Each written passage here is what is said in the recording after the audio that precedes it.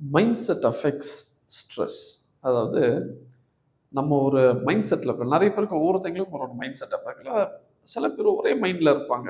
Like எப்படி சொல்லலாம்னா, எக்ஸாம்பிளா வந்து அவங்க வந்து வேலை செய்யணும். ஆனா, நான் இப்படி செய்ய மாட்டேன். நான் ரொம்ப ஸ்லோவா செய்வேன். சில பேர் வந்து நான் சிம்பிளா தான் பண்ணுவேன். சில பேர் வந்து நான் வந்து ரொம்ப யோசித்து பண்ணுவேன்.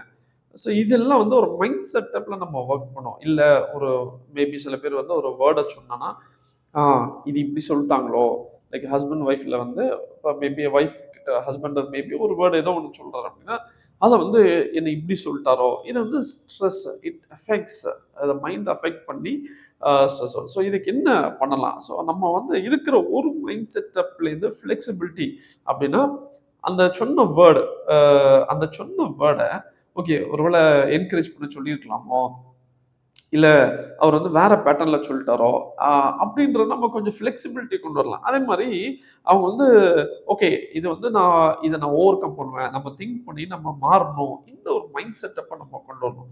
இதுக்கு வந்து ரொம்ப நீடட் என்னன்னா, இது சிம்பிளா நம்மளால மாத்த முடியாது. ஒண்ணு கடவுளுடைய இரக்கம் வேணும். இன்னொன்னு அந்த ஞானம் வேணும். அதுக்கு தான் வந்து வசனத்துல வாசிக்கிறோம். யாக்கோபு 1:5 ஜேம்ஸ் 1:5 சொல்ல உங்களில் ஒருவன் ஞானத்தில் குறைவுள்ளவனாய் இருந்தால் யாவருக்கும் சம்பூர்ணமாய் கொடுக்கிறவரும் ஒருவரையும் கடிந்து கொள்ளாதவருமாகிய தேவனிடத்தில் கேட்க கடவன் அப்பொழுது அவனுக்கு கொடுக்கப்படும். இது நமக்கும் உகந்த ஒரு வசனம். இந்த மாதிரி ஒரு வேர்டை புரிஞ்சுக்கொள்ள ஞானம் இல்லையாண்டவரே அப்படின்னு நம்ம கேட்டோம்னா it's simple way God will hear and answer you. நம்ம டெஃபினட்டா இந்த மாதிரி மைண்ட் செட்டப்லேருந்து அந்த ஸ்ட்ரெஸ் ஆகாமல் நம்ம கொஞ்சம் ஃப்ளெக்சிபிலிட்டியா மாறுறதுக்கு ஆண்டவர் உதவி செய்வார். தேங்க்யூ.